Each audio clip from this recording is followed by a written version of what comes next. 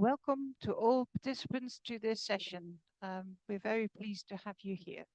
This presentation is organized in connection with the Action Day for Resilient Heritage, which was organized in the Netherlands on the 14th of May 2025. In connection with this Action Day, Marion Lefferts, who is me, is the executive manager of the Consortium of European Research Libraries, would like to demonstrate the CERL Quick Audit tool.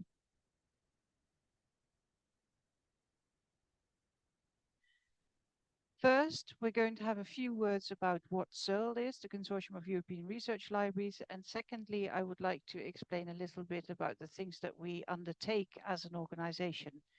Then we will concentrate on the quick audit tool and followed by the discussion cards that are related to the quick audit tool.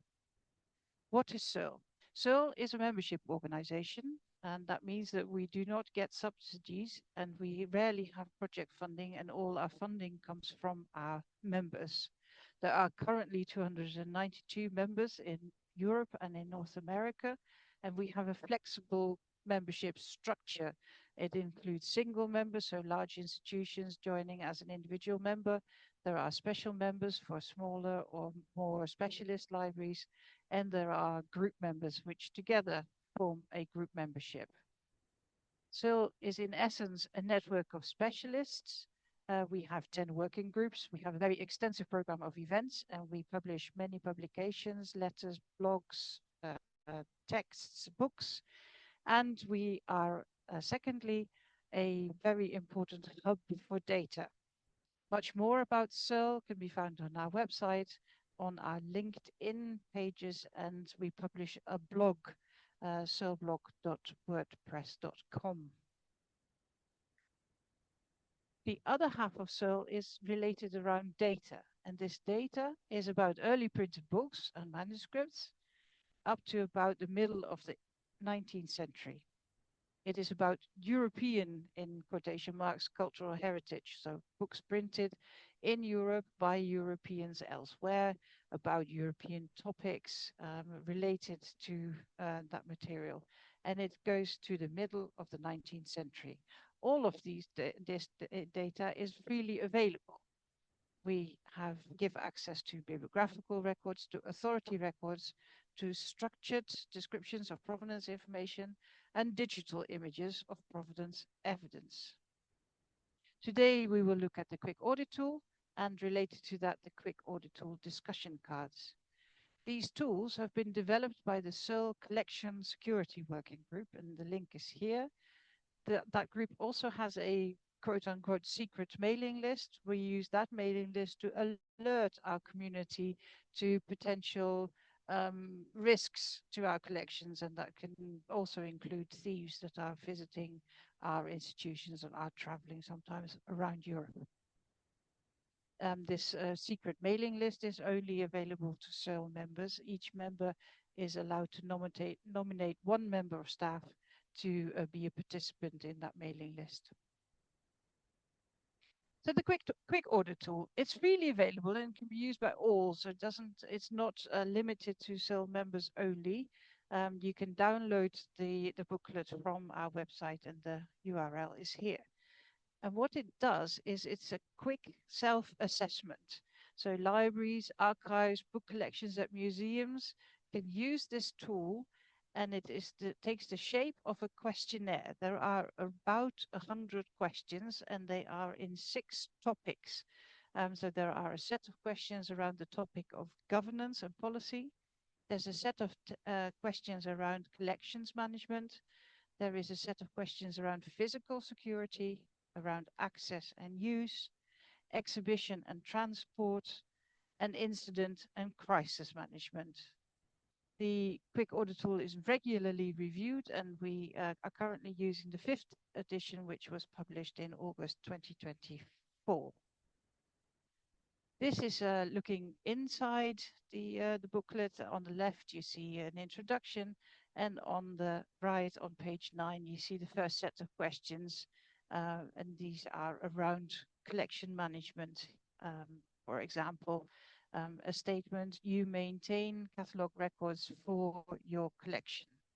Now, how it works is that you then have this booklet, but you also have an Excel sheet. And in the Excel sheet, you see the same set of statements and questions. And then there are three columns and indicating in how far you adhere to that point that is being made. So you can say, yes, we've got that. No, we don't have it. Or in part, it's not complete. Or really, if it's not relevant in your organization, you can click the last column on your right. You also see a little bit of yellow and blue on the left-hand side. This is to do with the various revisions of the quick audit tool. So we also regularly update the text or add elements like the new one on number 6. So it's a living document. Once you A very important point to make is that this is not a one-man or one-woman job. When you are entering your responses to the questionnaire, it's best done in conversation with your colleagues, in conversation with the staff in your library. So you get a group of people together and you explore your situation and your policy actions or your policy papers, and then enter your score into this Excel sheet. CERL members have done the same thing. So there are about 8 or 9 CERL members, large and small, big national institutions, smaller specialist libraries, who have also entered their score into this Excel sheet. And you see the percentages here. So say 10 libraries have filled in this questionnaire. If you look at the top left in governance, on the first line, from those 10 or 9 libraries, 80% have filled in that yes, they are adhering to this particular statement. One says no, and there is one that says that for my institution, this is not a relevant statement. If once you have filled in your own questionnaire, at the very last page of the Excel book, you will see a page like this. And the colored elements are your responses. So top left again, under number 1, 80% of the CERL members agreed that they had this in place, and your box is green. That means that you are with that you have also implemented this and that you are in line with what most of the CERL libraries have done. It is also possible that if you look at line 32, for example, that most CERL members have implemented a specific issue, 70% have, and you belong to the 10% that hasn't done it. And this is where you can then start using this Excel sheet to explore the status of your security readiness. And when you come across one of these items, you can start exploring within your institution, is that something that we should do and that we've just missed? Is it something that we want to do? Do we find that it is desirable or necessary to implement this particular issue? And then you can move your score by introducing new policies or new practices. The questionnaire can be reused, say 2 years from now. So once you have devised new policies or introduced new practices and shared it with your staff and collaborated towards an implementation, you can review your own security readiness 2 or 3 years from now by retaking this questionnaire and comparing your old scores with your new scores. Another element of the question that we asked ourselves is the quick audit tool prescriptive? And it isn't really. It doesn't tell you what you should do and what you should implement, because circumstances differ. Not all institutions have the same number of staff, the same difficulties. Whether you're in an old building or in a new building makes a difference. Whether you're in a territory that is under threat from natural disasters or war is different from if you're in a relatively safe part of the world. So it's not prescriptive, but we do think it's probably a standard, because it gives a very clear view of what elements of collection security your organization should consider. And then you devise your own answers and your own approaches, but you still taken that element of security, collection security, and have engaged with it. One way of engaging with security issues is to use the quick audit tool discussion cards. Now, these can be downloaded from the CERL website, but they are for CERL members only. And they outline scenarios that could happen in the daily life of your institution. We have about 42 scenarios at the moment. And on the front of the card, it describes a scenario. How do you deal with or avoid this particular situation? In this case, you're working in Heritage Collections reading room, the fire alarm sounds and the building has to be evacuated. The priorities, of course, the safe removal of people from the collections, but leaving the books out on the table is giving you cause for concern.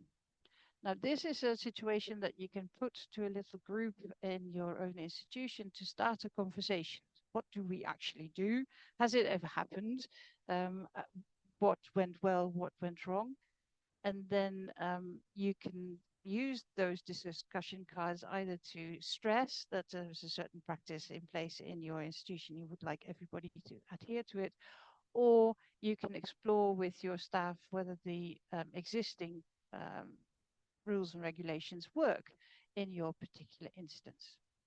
On the back of the discussion cards, we give you numbers color coded, and they refer back to the quick audit tool.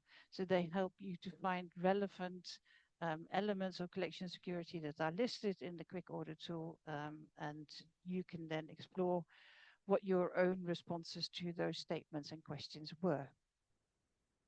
We think that these discussion cards are great for animating workshops, gathering colleagues to address collection security issues. It raises awareness, it stimulates thinking about security issues, and it gets you buy-in for certain measures.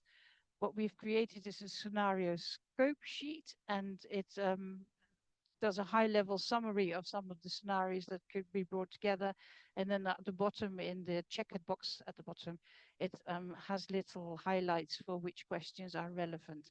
So you can quite easily organize a workshop around a specific theme, and you don't have to take the whole quick audit tool or all of the cards from the card game, but you can pick certain that are related themes and then sort of have a focused working group on a particular topic.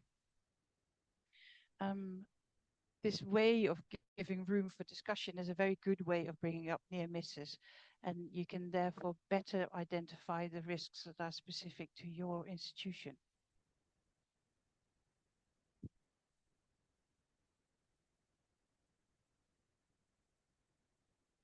Thank you very much.